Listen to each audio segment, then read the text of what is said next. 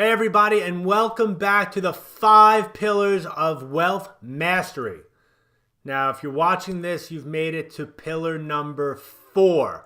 And I gotta say, I'm really proud of you, okay? If you're watching this now, that means you are fully committed to mastering your wealth. Not everybody does that. Not everybody's taking out the amount of time to go through this type of course, this type of training to really learn how to improve their financial situation. So I give you a lot of credit for watching this far. I'm hoping these messages are serving you. Today we're going to talk about something really, really powerful. It is so important. Everything we've done so far, if we talked about all the 3 prior pillars, we started with wealth preservation. Right? How to build and how to preserve your wealth. It's like that Mount Everest effect, getting to the summit, that pool of capital you need to maintain your quality of life, and ensuring that you've planned and you have the right amount of reserves for the descent off Mount Everest. So no matter how long you live, no matter what storms or avalanches come your way, you're well prepared to maintain your quality of life. Then we talked about really fortifying your wealth when I talk about wealth protection, right? This is when we talked about building that virtual wall or that virtual moat around your wealth. This is such an important aspect because you can be in pillar number 1 and you build up your wealth, but we need to make sure it's protected, right? Because pillar number 1 could be great, but if you don't protect it, something goes wrong, we got to start all over again. So that's why it's a sequence. And then we moved into, once we knew what we needed to do to get from point A to point B and how to protect it, we talked about how do you really boost your wealth, right? We went through and saying, how do you get from point A to point B even faster? And we talked about strategies and tactics around how you can look at your debt situation, whether it's your mortgages, your home equity loans, student loans, like situations that I've dealt with, how to restructure those debts so you can pay them off even faster and so you have more money because you're paying less interest. And then we talked about strategies on how to mitigate your taxes. Because if you remember from the wealth enhancement of how to boost your net worth, it's not about your investment savvy. Even a great investment structure could become quite mediocre after taxes come into play. So we discussed some strategies and tactics on how to reduce those taxes, which really boost your wealth. Now, if you haven't watched those videos, I suggest you go back and watch them. But if you're up to speed, we're going to roll into pillar number 4, which is all about your legacy. All right, so let's get into it. I'm going to pull this up now. So if you remember, we started with your goals. Now, I may sound a little bit like a broken record here, but the goals are the foundation level of every pillar. So I want you to think about mastering your wealth like you're building your dream home, right? You're building your dream empire, right? Your castle. And if you're ever building a home or your empire, you have to start with the foundation. The foundation is your goals. What do you want it to look like? What do you want your life to look like? Now, your goals must be the driving force behind every strategy and every tactic and every scenario that you get into. It's like, I give the example, you wouldn't go on a plane with no destination. You just went flying somewhere and you'd probably crash somewhere. So it's the same thing when it comes to your financial world. When you start with a goal in mind and you figure out, all right, this is what I want my life to look like, then you could backtrack and figure out what you need to do. So again, the goals are the foundation.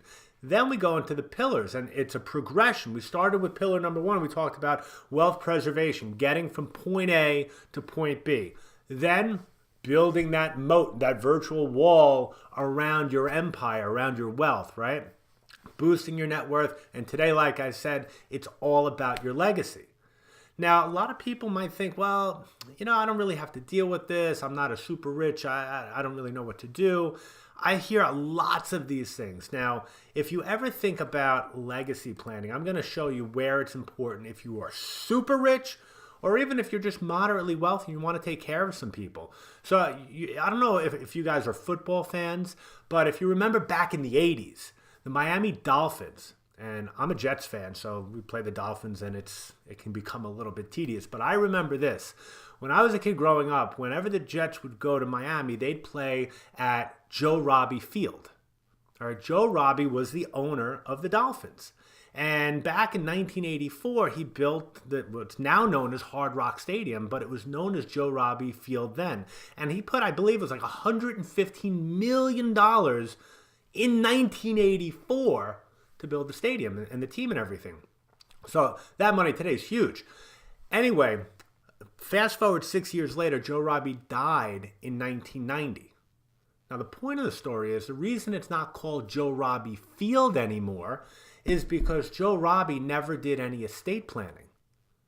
All right, so somebody that was as wealthy and as successful, I mean, the owner of the Dolphins didn't do estate planning. And what happened is they owed tremendous money to the government for estate taxes, and they weren't liquid. They had to sell the team. They had to sell the stadium, which is why it's called Hard Rock Stadium today and not Joe Robbie Field. Now, if you don't follow football, something that more recently happened a few years back, the mega music star that we know as Prince, or the symbol that we knew as Prince, I don't even know, but we all know Prince. He died with an estate, I think I read it was north of $300 million. No will. So what happens is you wind up having probate that's being fought in court. It becomes a total, problem. So I'm going to show you today, we're going to get into the details of why estate planning, if you are super wealthy, there are strategies and tactics to take a look at. Even if you're just starting out and you have modest means or somewhere in between, why this is one of the most crucial aspects of really what happens to you, to your money, to your loved ones, if inevitably something happens to you. Not to sound morbid, nobody likes to think about their death, but if you inevitably pass away, really what happens to those that you love? And I'm going to show you today the solutions that are available to you and some of the pitfalls that people fall into so you can avoid them. All right, so let's get started. I'm going to pull this back up. All right, so let's get into it. So first, we're going to start with the foundational piece of your estate plan. The foundational piece, the first thing you need to look at is a will. All right, now the reason why I lead with this is that the most important component of your estate plan is establishing a will, which basically is a legal document that's going to tell the court, if you will, what you want to happen to your money, to who's going to take care of your children, who's going to handle things if you die. That's all it is. Now, who should have a will? So basically, I want you to really concentrate right now, because I'm going to say this 3 times. Everyone should have a will. Everyone. I mean, everybody should have a will. Okay? And the reason why I'm being repetitive that everybody should have a will is because really everybody should have a will. This is so important. All right, I said it 4 times. The reason why you should have a will, even if you don't have tremendous means, do you have people you care about? Right? Do you have children? So even if you had no assets and you had children, if you died without a will, the court would decide who takes care of your children if you were to pass away. Now, I want that to sink in. You may have some people that you don't want watching your kids if you inevitably pass away. So again, this is why a will is so important to have. It doesn't have to be the most esoteric, most costly estate plan. Get something basic to who's going to take care of your loved ones if you're not here. And you build off of that. Like I say, the goals are the foundation of your wealth plan. Well, in each area, you need a foundation also. With the estate plan, again, the will is the foundation. Okay. Now, we go into the next is a durable power of attorney for healthcare. So now, if something should happen to you while you're living, right, where you're incapacitated and you need somebody to make decisions, speak to the doctors, make life or death situation decisions regarding your health, and you're not able to, what this does, this is going to give the power to somebody that you choose to make those decisions for you. Now, I want you to be careful here. If you have a lot of life insurance, you may want to think twice about who you give that power to, because they may want to pull the plug. Now, I say this in jest, but you really want to pay attention to who's going to be able to speak to doctors, in some cases make life or death situations, talk about medications, and you may have, it may be your spouse, a loved one, somebody you feel comfortable that's capable of making these types of decisions. It's super important, and in some cases can be life or death. Now, the next you want to look at is a durable power of attorney for your finances. Right now, so this doesn't have to be the same person as who's going to be in charge of your health. This is, again, if you're incapacitated, who's going to be managing the money? Who's going to pay the bills? Who's going to handle the portfolio? Who's going to manage the assets of your affairs? And the more complex your situation, if you have business interests, if you have lots of real estate, if you have big asset portfolios, and you have a lot of things going on, it's really important to kind of think about who would be a good fit for this. In many cases, it's not the same person that's going to do the health. And it might not even be somebody within your family. They just might not be capable. They might be capable, but you want to really think about, all right, if the worst happens and you're just incapacitated and you're not able to handle things, who's going to keep the wheels running for your family? Who's going to pay the bills? So give that some thought. The next one is what we call a living will. Now, a living will is basically similar to like the healthcare product, the durable power of attorney is giving the power to somebody. If, let's say, you can't think of somebody to make those decisions for you, a living will is going to be your wishes that would go to the doctors, the hospitals, that would say, these are my wishes. So, for instance, if you had a wish that if you were on life support and to either leave the plug in or to pull it out, the living will would show that, right? And this is if you don't have somebody that you can appoint or give that power of attorney to. So those are really the foundational pieces that really everybody should have in place. I'm just going to put this back on the screen. I want you to take a minute right now and either take a screenshot of this or grab a pen and pad and write these 4 pieces down.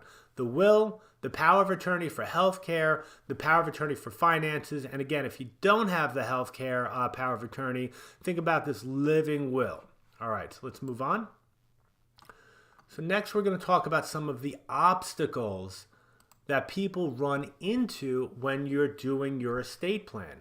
Now, the first thing you really want to be aware of is this thing called probate. All right, now, what is probate and why does it even matter? All right, probate is basically the court the supervision of the court going through your will. That's going to take some time, energy, cost, and basically it's pretty public. So the reason why you want to avoid this, I want you to think about this in a few reasons. All right, first, let me pull this up here. So first, we talk about control of your assets. When you go through probate, the court is looking through the will, it's working with the executor, and basically your heirs can't sell any assets during the probate process. So let's say you had a piece of real estate or you had a stock portfolio that should be liquidated for liquidity purposes or maybe just the market environment's right for it. If your assets are stuck in probate, your heirs can't do it. The executor can, but the executor needs to get permission from the court. It takes some time, and sometimes you don't have the time, or your heirs don't have the time. So when you go through probate, you don't really have control, or your heirs don't have control of the assets. The second thing that you want to be cognizant about is time, right? So not only like, let's say your heirs needed to sell something or make some type of financial move, probate can take 6 months, a year. If the will is contested, meaning somebody's challenging the validity of the will, it could take even longer. And it just ties up your assets even longer. So less control, it takes time. And then next, we talk about the expense. Going through probate can cost tens of thousands into hundreds of thousands of dollars, depending upon the size and scope and complexity and the time that's involved. So again, control of the assets, the time, the expense. And here's the last one. We talk about privacy. Now, here's the deal. When you pass away, will is a public record. Now, a lot of people say, well, Mike, it doesn't really matter. It doesn't matter if people know my business. And then some people, yeah, it does matter. I'll tell you this. If you fall into the camp where you think, well, I don't care if people know my business, I want you to put yourself in the shoes of your heirs, the people that are going to be inheriting your assets. All right? Basically what happens is there are people that literally work the probate records because they're public, and they're looking for people that are about to inherit large sums of money so they can target them and take advantage of them. So if you think about it in that context, there are unfortunately these predatory type people out there. In essence, we want to protect your wealth from. So we want to avoid probate. We want things to be private. We want them to be quick. We don't want to spend excess money for no reason. And ultimately, I would assume you want your heirs to have control of the assets based on the terms of your wishes. So I'm going to show you some potential things you can do to actually implement those things and really just avoid probate altogether. All right, let me pull this back up. All right, so now the solution around this, or one of the really key solutions, is setting up a trust. Now, most people say, well, Mike, aren't trusts really for the super rich, the mega wealthy, the 1%ers of the world? And my answer to you is this, is yes, it is for them. And you know what? It could be for you too. All right, if you're in that 1% or that top 1/10 of 1%, yes, trusts are a very powerful tool, but it is not just for them. It's for everybody. All right, if you want to avoid probate, if you want to not spend the expense or the time and have control and maintain privacy, trusts are a very, very powerful tool. Now, there's lots of trusts that are out there, so we're going to keep it at a high level, and I'm going to kind of make sure everything lands for you, just so you could see what kinds of trusts would work for you in a basic estate plan, and then into the more esoteric, larger estate plans for those 1%ers. Okay, so first, we want to look at it avoids probate. The reason it avoids probate, when your assets are in a trust, right? It's not public record. It doesn't have to go to the court. Basically, I want you to think about it like this. All right, let me just come at you live here. So if I put my house in a trust, all right, and let's say my house is for the benefit of my wife, Giselle, and my three children, Sebastian, Ari, and Pierce. So if I get hit by a bus, right, my wife is going to cry for a week, and then she's going to be remarried, right? Well, look, these things can happen. So let's just say she gets remarried. I get hit by a bus. She gets remarried at some point down the road. And let's say, and I think I spoke about this in a prior video, the new husband, let's call him Jim. Let's say Jim doesn't like my kids. And then let's just say something happens to Giselle. And so then it's just Jim and my kids. Well, as long as the house is in a trust, right? It didn't go through probate, right?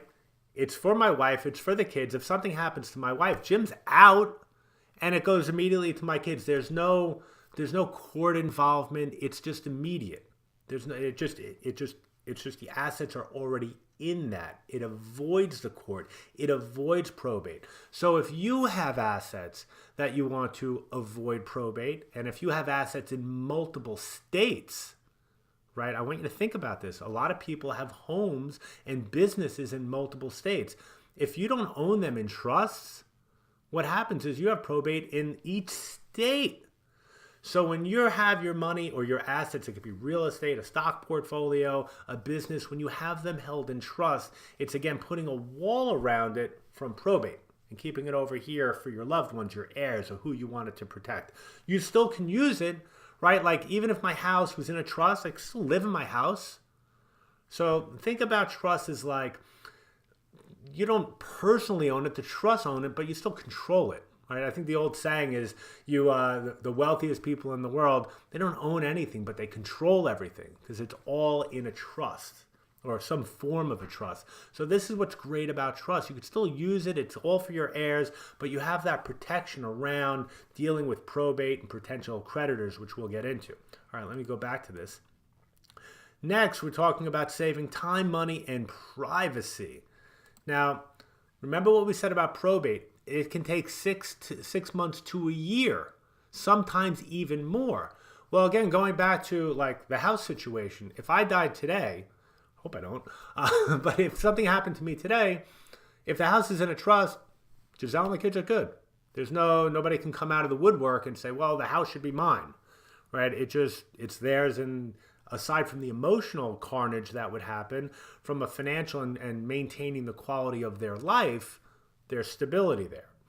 From money, there's no expense in dealing with probate. Remember what I said, probate can run tens of thousands of dollars, sometimes into the hundreds of thousands of dollars. When the assets are in a trust, it's immediate. There's no cost other than setting up the trust, but there's no cost of probate. And then privacy, because it's not public, nobody knows. Nobody knows the valuations. It's not a public record. So the people that are working the probate courts, it doesn't show up. So this way I'm insulating my heirs, and you would be insulating your heirs from any potential, predatory type people out there that are looking to exploit people, exploit your heirs that are potentially inheriting large sums of money. So trust can be really, really powerful. And then next, we talk about creditor protection. Now, if the trust is structured properly, creditor protection is crucial. So think about this again. If, let's just say, you left assets in a trust and the trust is structured correctly, meaning you have an independent trustee. So going back to, let's say I left the house to my wife and to my children, and it is in a trust, and then I left assets also in that. If something should happen, if Giselle was in an accident or she was the target of some type of lawsuit, right? The assets are walled off if they're in a certain type of trust and it's structured correctly from those creditors. So it goes hand in hand, like legacy planning and wealth protection planning. A lot of the pillars you're looking at, we see some overlaps. And we're going to talk about, tax mitigation in a moment too. So it's not all, in each vertical. Sometimes we see overlap, which we're going to get to in a later pillar about how it all comes together, because it needs to be a cohesive strategy.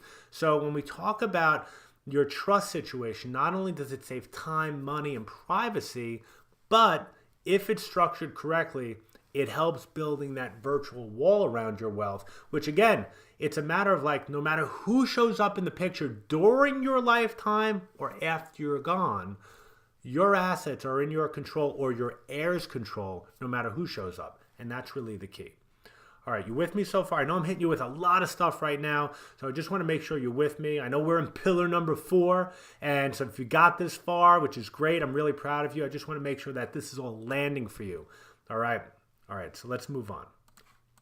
Okay, so now we're going to get into what I call estate tax planning. Now, if you remember what I said, we talked about estate planning not just being for the super rich, and we talked about some of the key points that everybody should be looking at. Well, now we're going to talk about, what if you are really wealthy?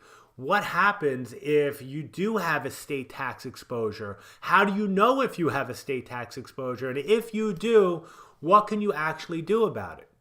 So just think about the Joe Robbies or the Princes of the world. They didn't do any estate planning, and they wound up paying, Joe Robbie's family paid hundreds of millions of dollars. They had to sell the Dolphins, right? And think about the Prince fiasco, $300 million estate.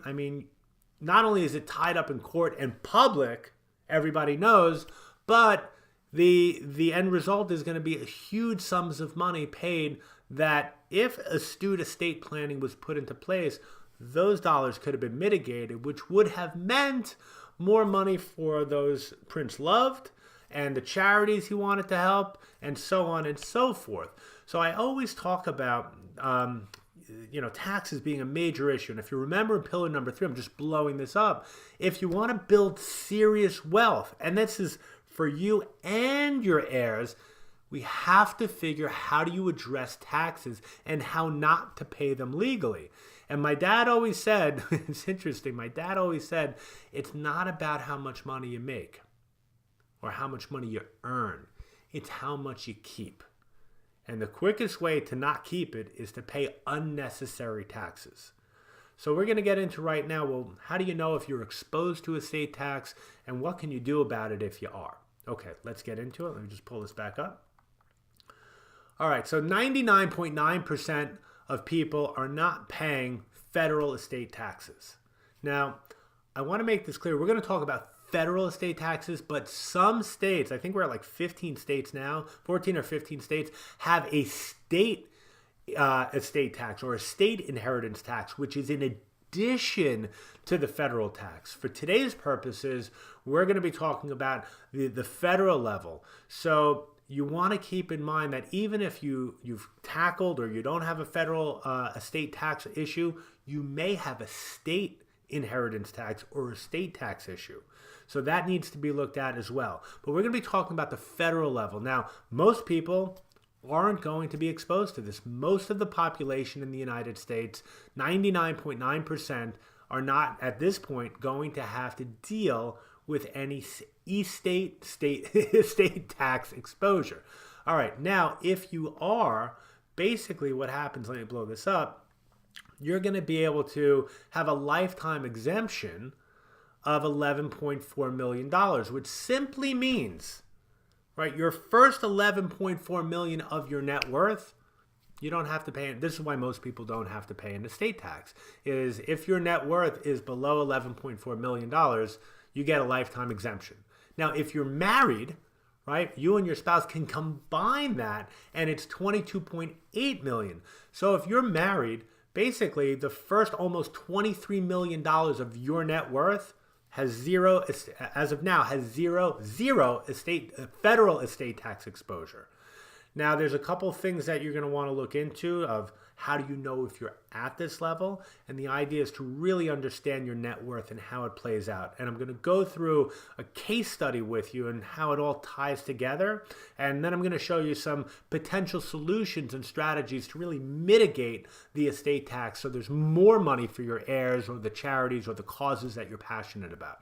All right, let's just bounce back to this.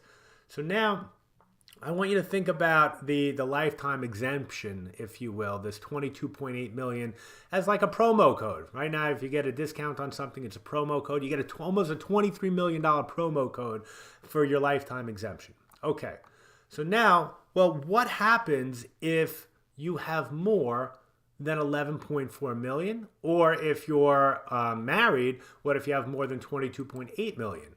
So here's the deal. Basically, anything above that is going to be taxed at 40%. So think about that for a second. If your net worth was, let's say, $20 million and you were single, you have like $8.6 million. 40% of that, 40% of $8.6 million would go to the government if something happens to you. Now, I'm going to show you some strategies and tactics that your heirs can keep more of that money. All right, or the charities or the causes you're passionate about can keep more of that money and make a bigger impact than paying the government.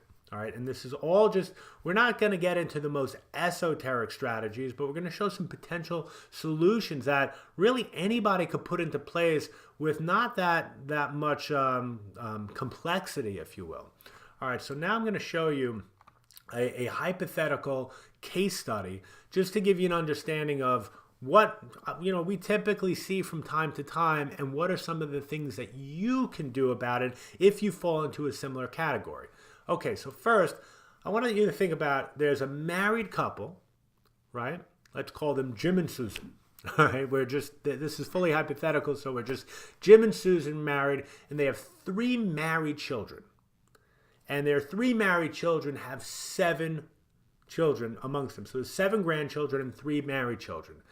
Their net worth, and it's really important that you understand your net worth. Net worth is really just you total up all of your assets, your business interests, your investment portfolios, your retirement plans, your real estate holdings. You add all that up, and then you want to subtract what you owe.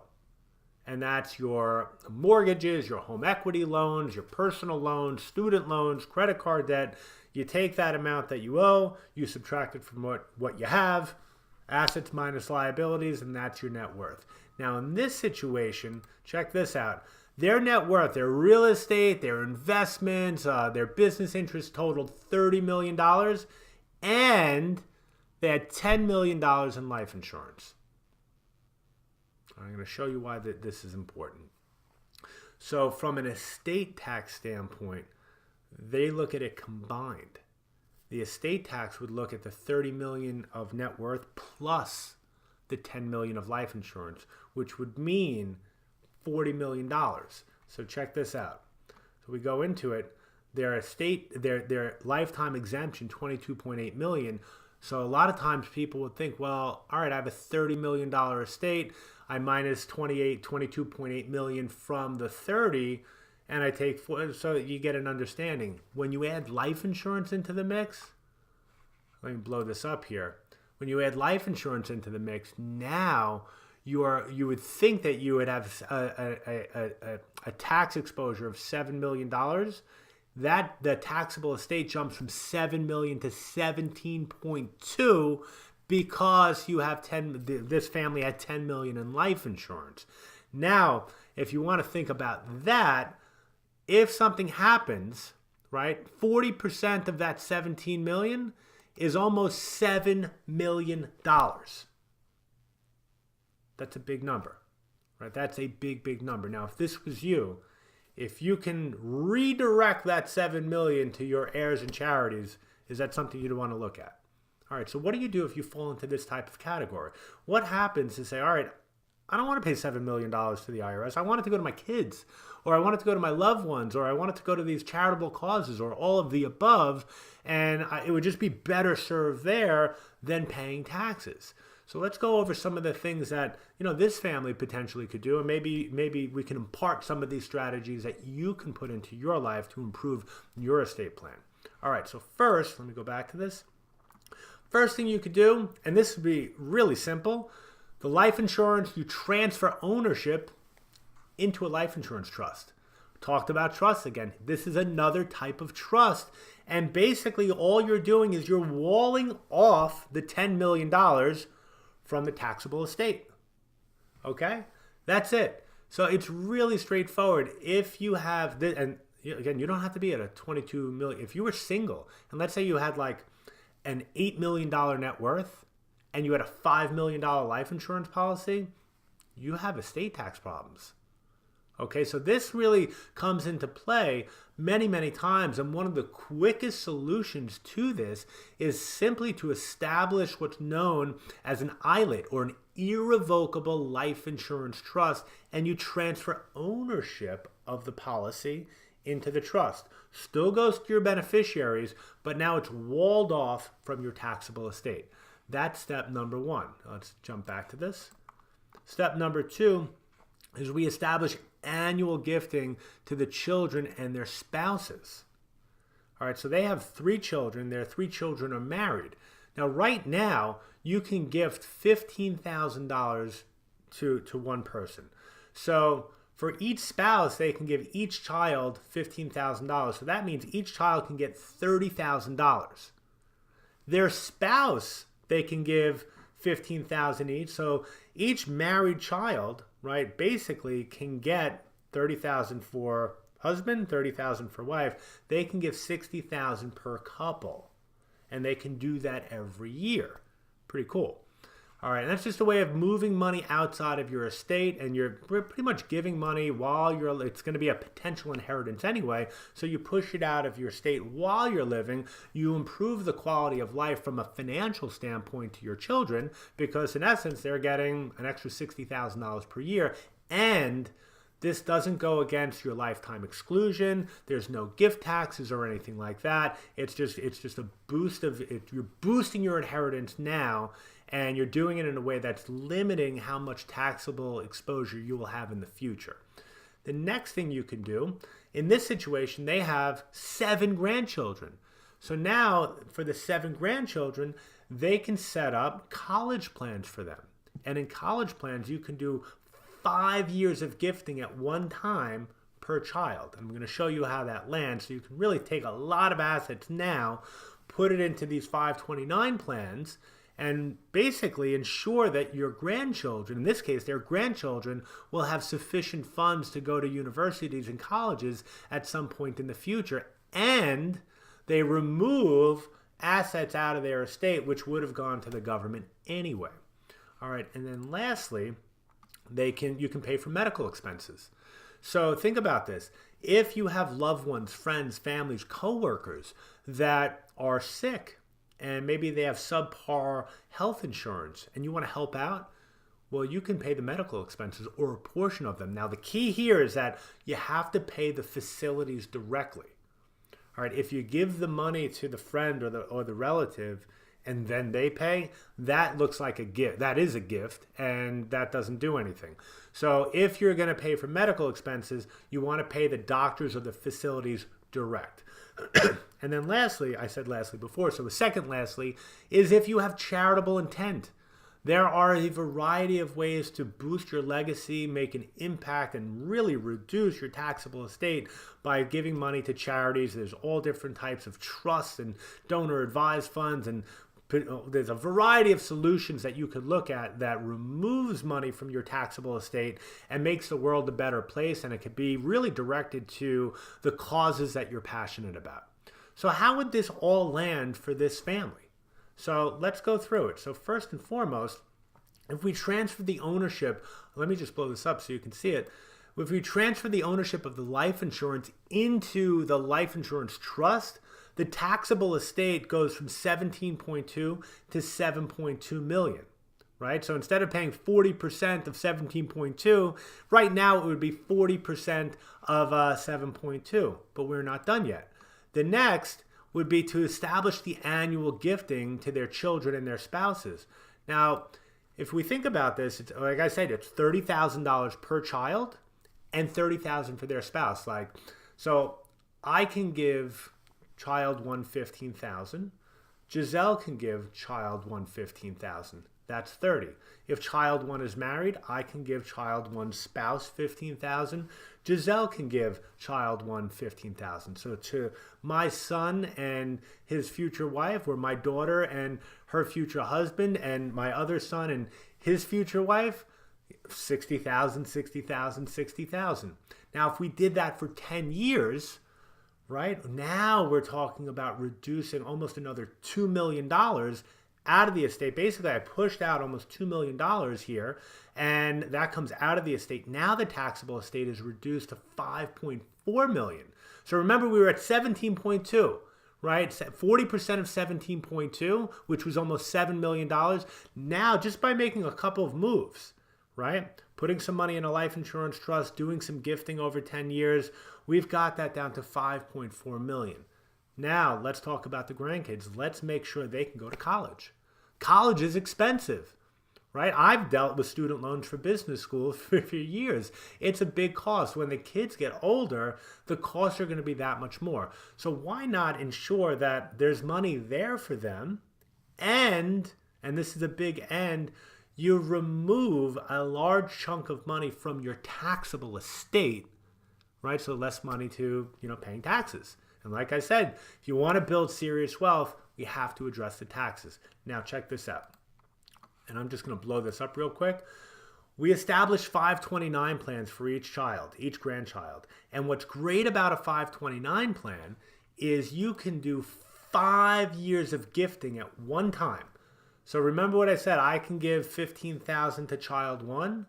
Well, now I can give $75,000 to child one. Giselle can give $75,000 to child one.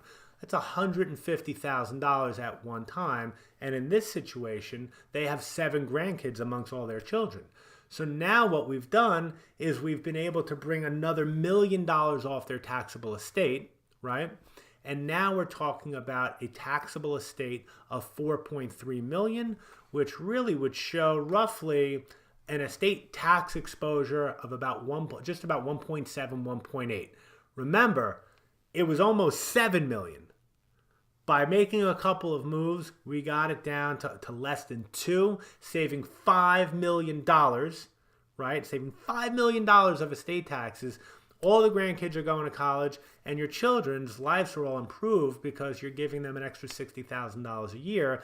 They have money to do things. They might want to go on vacation, put that bathroom or that kitchen in their house, or just, help just improve the quality or the financial peace of mind that they have, because they might not be in the financial situation at the point in their life that you'd like them to be at, or they're struggling, or they wanted to start a business or what have you. So you really improve your heir's life during your lifetime.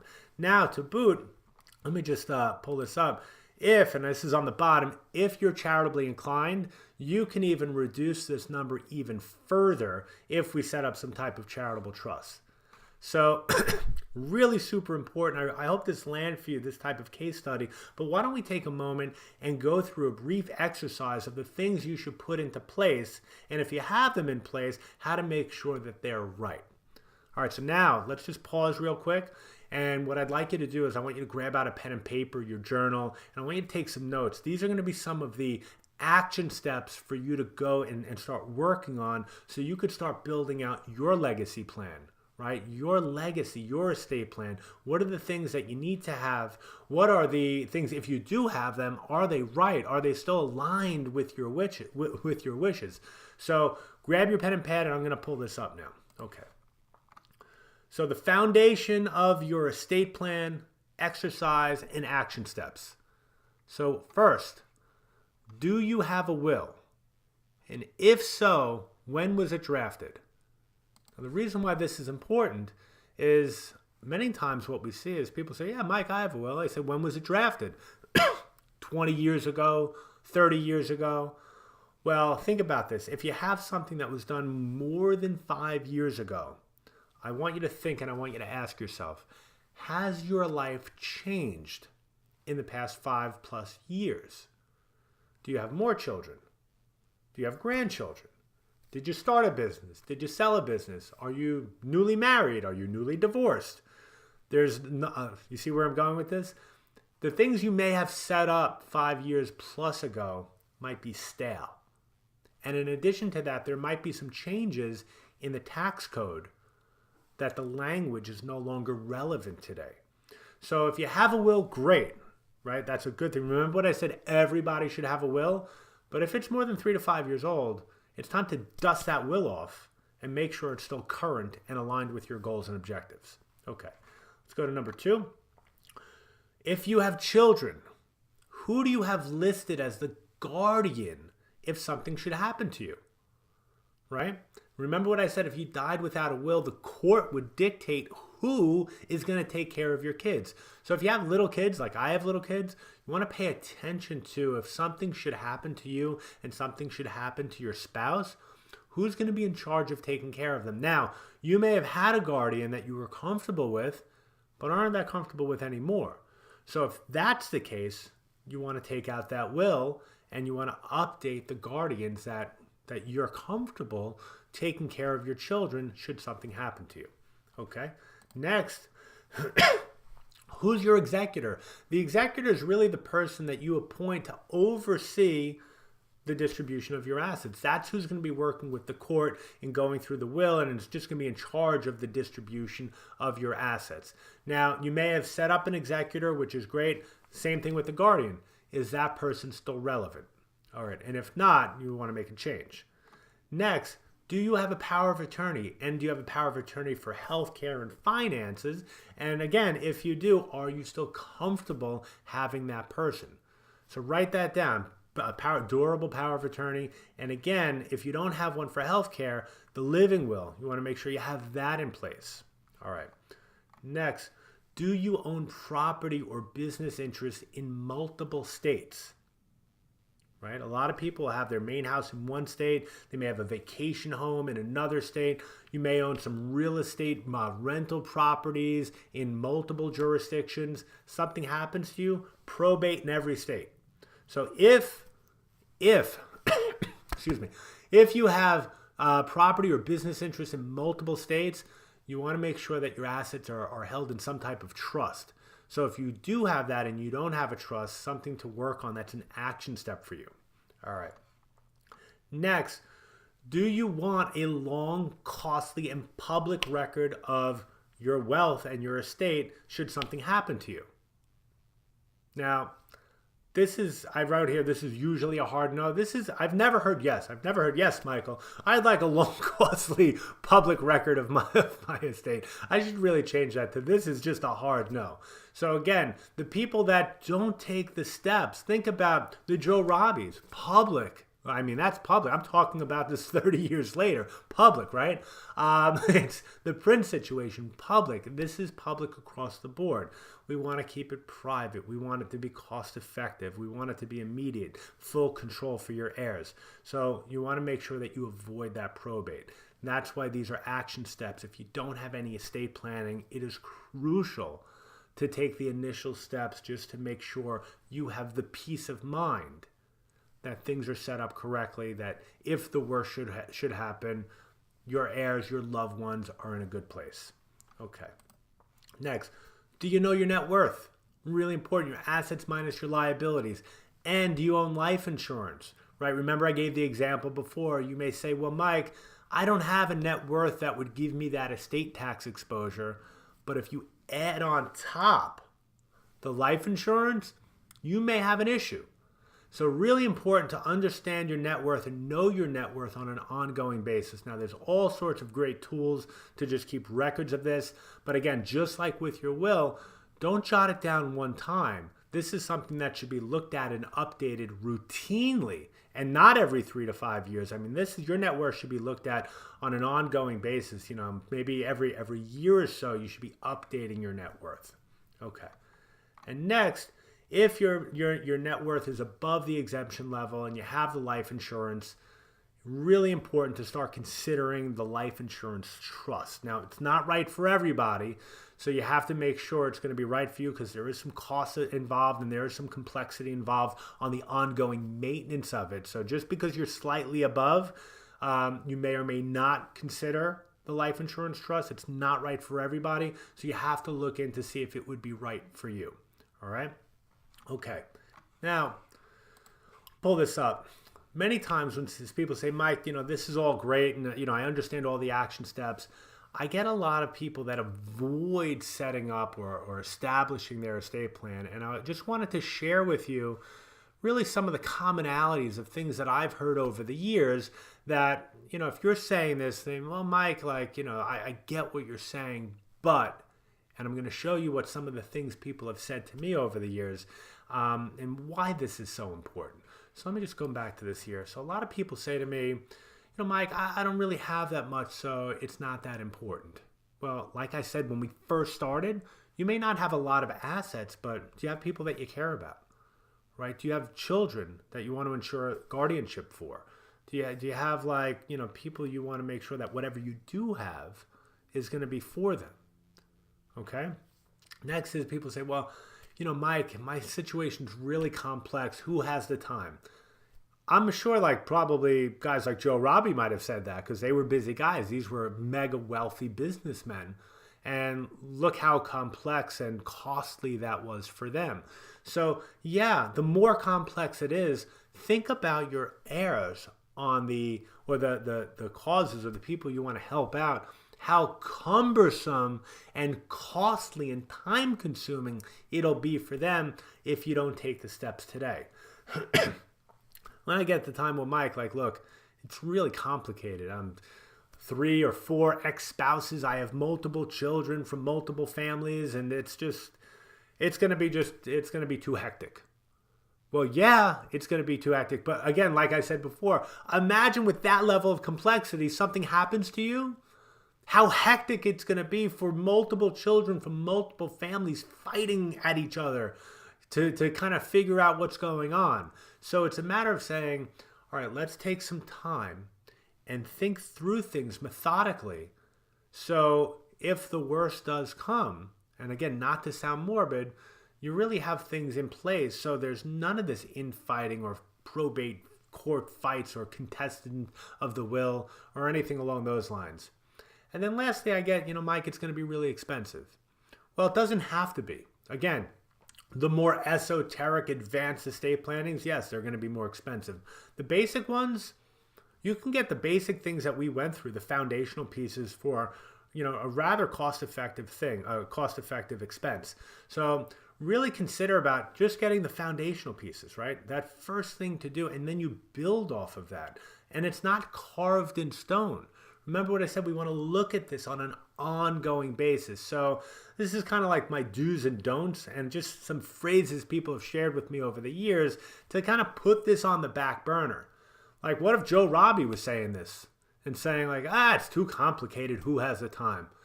It's not called Joe Robbie Field anymore because who had the time? Okay?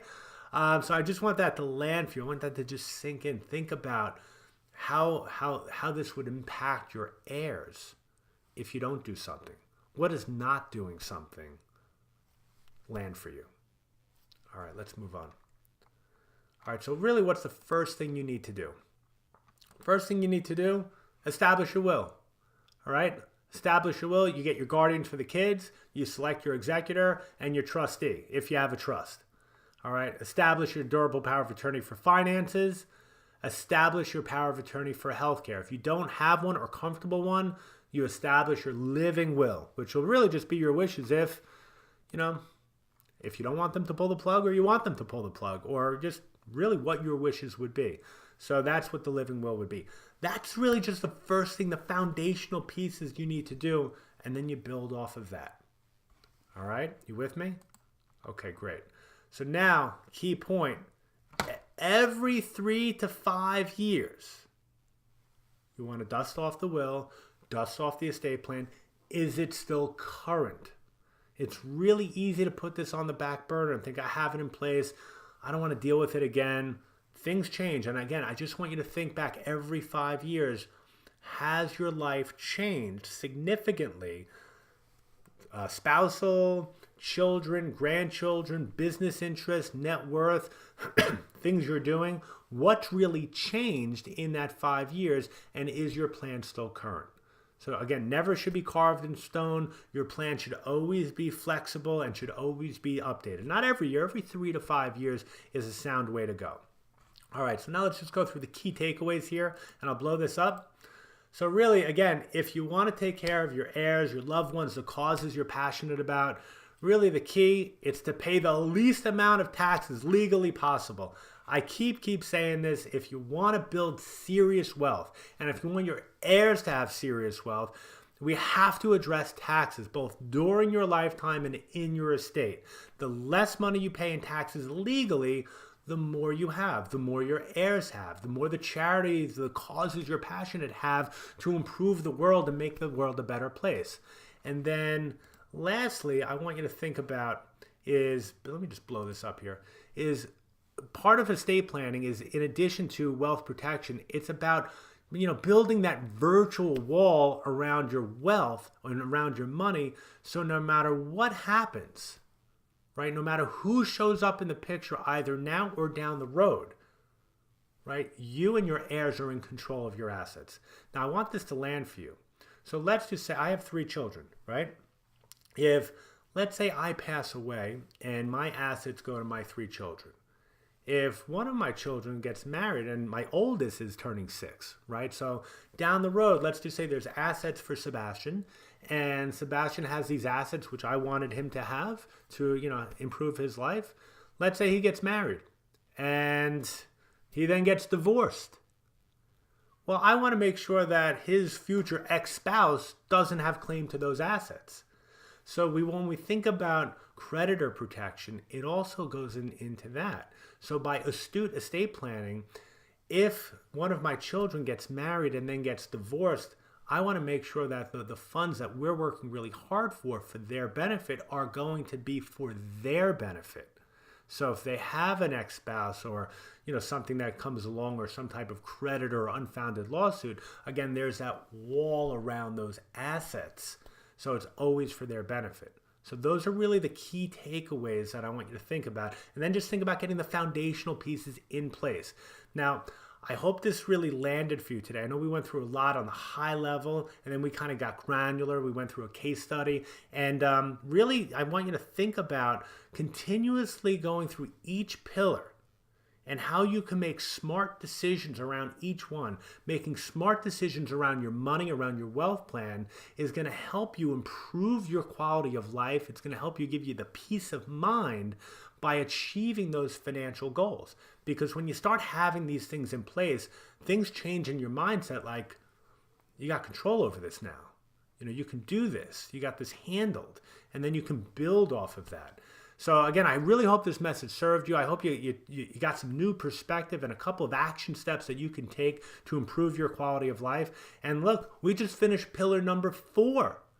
Now, I hope you stay tuned because we're going to be coming at you with a video, the next video, pillar number 5. I'm just going to blow this up so you can see this.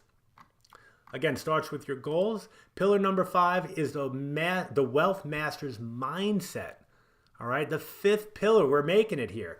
Now, this is a crucial aspect. The mindset, we look at pillar 1, 2, 3, 4. It's all the things around how we react to things, our behavior, and all the ebbs and flows of life, how they come up, is going to dictate on whether or not you succeed. Because again, once you have the plan in place, things are going to happen. Again, I give that Mount Everest effect where you're climbing to the summit and then the descent. It's not just a stroll up to the summit and a stroll down. There's issues that come on. The air changes. There's avalanches. There's storms. It gets cold, right? Things are going to happen. And our mindset and how we're wired, being cognizant of these things and how we make decisions is going to help you put yourself in a better position so you can succeed by achieving your goal and being aware of the things that are restricting us and how to tackle them by controlling our mindset. And once we have that in place, everything starts to come together. So again, I'm going to repeat this one last time. Continue to make smart decisions about your money. You're going to help improve your quality of life by achieving your financial goals. I really hope this message has served you today, and stay tuned for that next, the Wealth Master Mindset coming at you in the next video. It's going to be great. I hope you make it a great day. I'm Michael Gold, and it was great to be able to serve you and share this message with you today. Again, Michael Gold, make it a great day.